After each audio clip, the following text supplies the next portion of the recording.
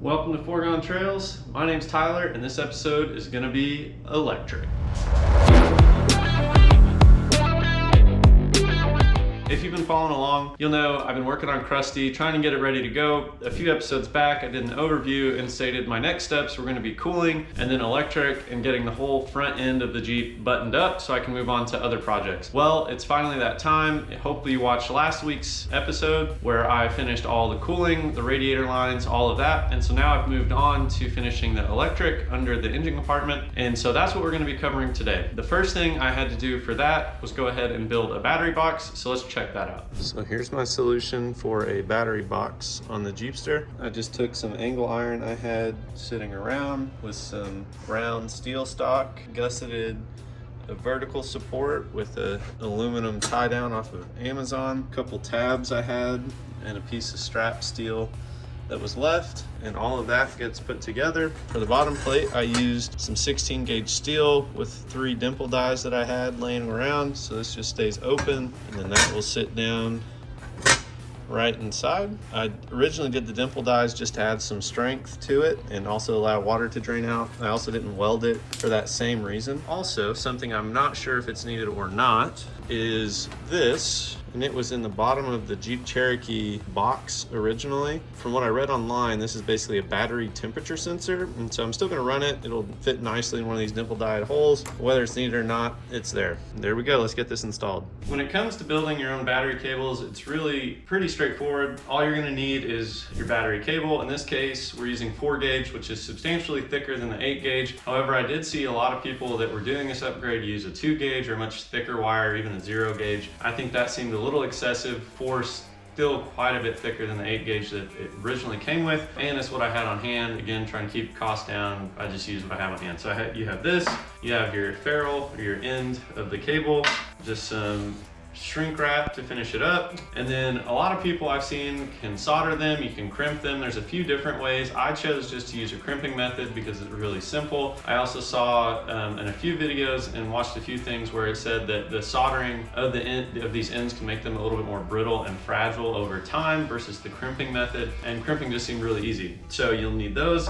I use a box knife to trim back the actual sheathing on the cable. I'll show you what that looks like. Then you're gonna need an actual crimper. I'll show you how to use this. And then just a hammer to make the crimp on the end of the cable. So without further ado, let's dive in. So for the cable, what I've been doing is basically you take the end and you take this and you mark how far back you need this to be. Then I just take my box knife, open it up, and go ahead and cut off the sheathing here. Once that's done, you should be able just to pull it off, just like so. So you'll have a little end there with just the cable showing. Then you'll take your end for the battery terminal, you'll push it in, just like that. Push it down, just like so. There you go, so that'll just fit right on there, nice and neat. You're gonna take your crimper here, you'll pull this up and load the terminal end into the crimper. And so when it's all said and done, it should fit just like that. And so it'll sit nice and flush and flat, really fit in there nicely. You'll just take that like so. Then you're gonna take your hammer and hit the top of this. Give it a couple good strikes. Then you pull it out and you'll see it'll have left an indentation on the top of this and it'll be crimped up. You'll see it won't come off. Then you just take your heat shrink and you'll slip it over the end. Take your heat gun, this will shrink down, and you'll have a complete battery terminal. So now, without further ado, let's show you what this looks like installed in Crusty.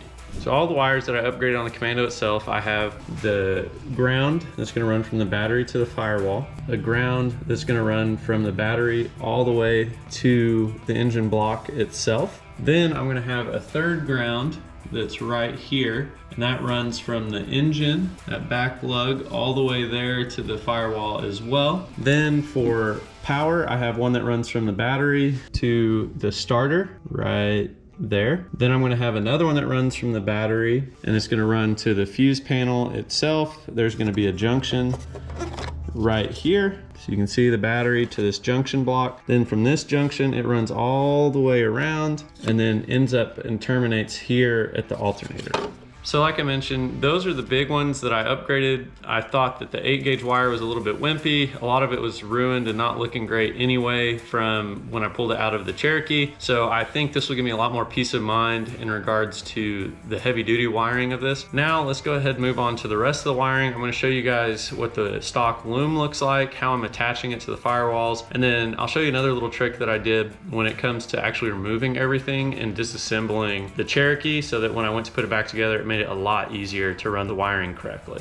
If you've been following along, you'll know that I actually grafted a Jeep Cherokee firewall into the firewall of the Commando. And so you can see here, it looks pretty stock, pretty original. And then with that, I was able to actually, maybe if we can get close in here, all the stock wiring actually runs right through there in a grommet. I was able to run grommets. This is for the wiper motor, the computer that goes in through there. So all of that is actually from this Cherokee fire housing and firewall itself. And so that allowed us to run the stock loom, looking pretty, in my opinion, pretty stock in form, running down through. The only areas that I actually had to adjust the wiring was right here. So this section from here all the way up to the headlight switch, I actually had to extend that so that it would reach the stock headlight wiring harness way up here. I've also saved here, we have the fan switch, so I'll wire in the fans at a later date. And then these are all of the controls for the wiper. And what I'm waiting on for the washer fluid reservoir and all of that wiring is I really want to get this thing flexed out, and I'm hoping that I'm going to be able to hide the washer reservoir in the inner fender of the Commando like it would have been run in the Cherokee, but I need to check all the clearances and make sure that fits. So for right now, the wiring's just kind of hanging out where it's at. The other spot I'm gonna have to make a bit of an adjustment is over here. And so you can see all the wires actually routed perfectly fine. This is just the stock loom. I haven't had to adjust anything else. All the sensors, everything, the horns I think fit pretty nicely, look kind of like they should have been there from the factory. But the one piece is where I decided to mount the cruise control module itself. The cruise control plug is going to be a little bit short as well, so I'll be able to extend this. It's just a few wires, plug it in there, and it should be good to go. In regards to actually pulling this wiring harness apart and the things that I had to do for that I thought made it really easy to put it all back together is I actually labeled and took pictures of everything. And so I bought a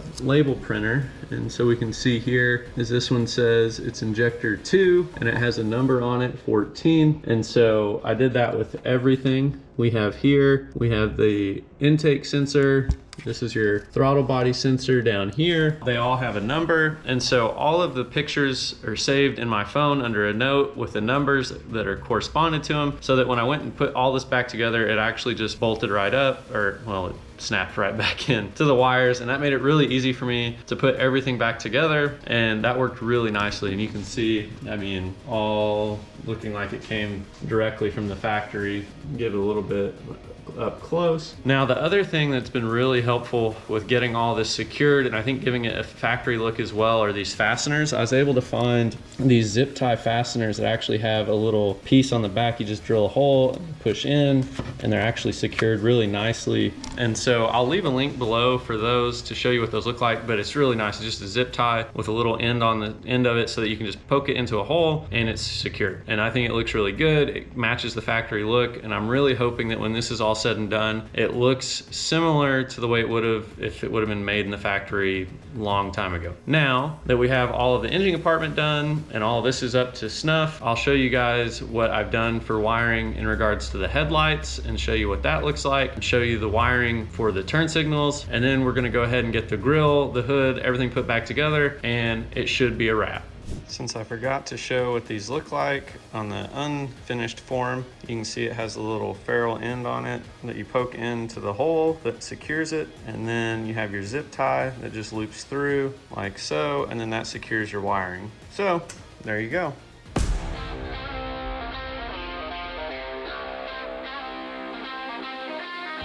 The other thing I was able to do to try to help keep costs down and make everything work nicely is the stock Cherokee loom fit all in here. And then the other side of this is a really big plug, so I had to drill a large hole here, but this is actually the firewall grommet that was originally on the Jeepster, and I saved it, and it fits really nicely. I think it makes it look almost factory, so you can see that comes through and allows that plug to then be removable and splices in right here on the back side of the grill.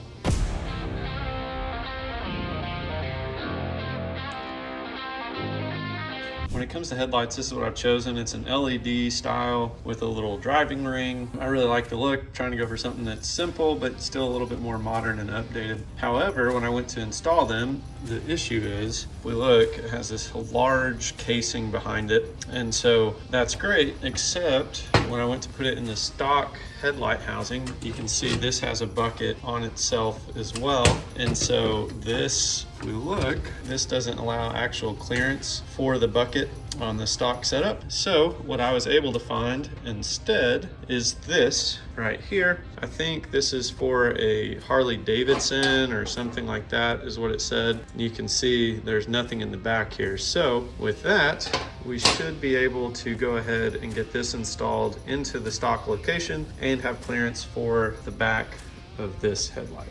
Here's the stock headlight ring, and so we can see this will actually slide right into place where it should go. The only issue now is that all of these mounting holes right here and up here and then down here, it's actually too small, and then right here. So none of the mounting holes actually line up. I'm gonna go ahead and get these drilled out so we can get the headlight installed.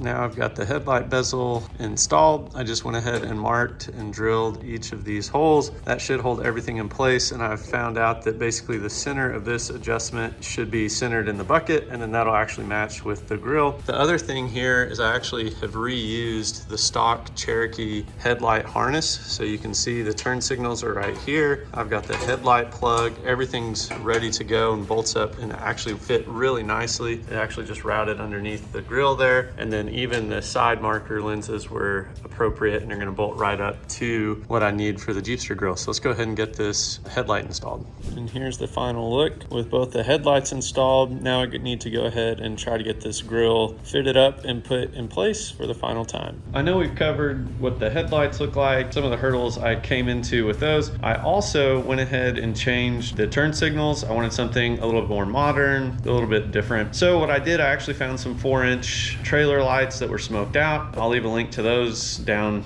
below wherever as well, so you guys can see what that looks like. They actually worked really well. So installed, they look something just like that, and you'll have the full clip too. And then on the back, what I was actually able to do, let's see, the lighting's not super great, but I was actually able to just take some sheet metal screws right here into the stock, or right into the back of the light itself. And then for the harness part, I actually just spliced the loom from the LED lights into the stock loom from the Cherokee headlight harness. So that worked out really nicely. Those I think look really sharp. And without further ado, let's get going.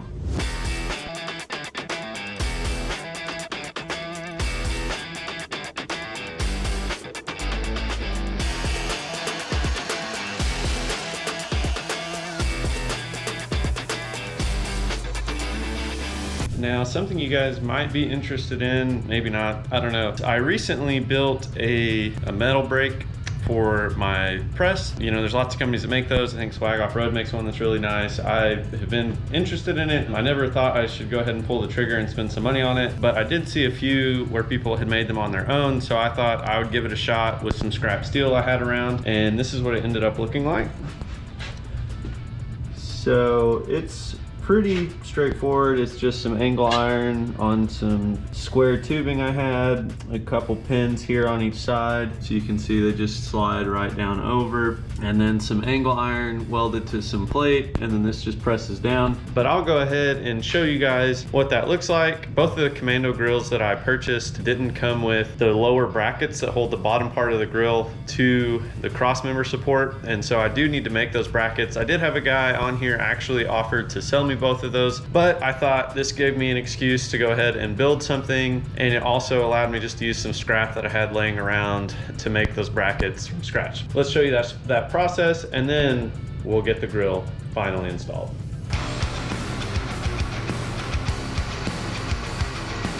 There it is, just a simple L bracket that I needed to hold the bottom of the grill.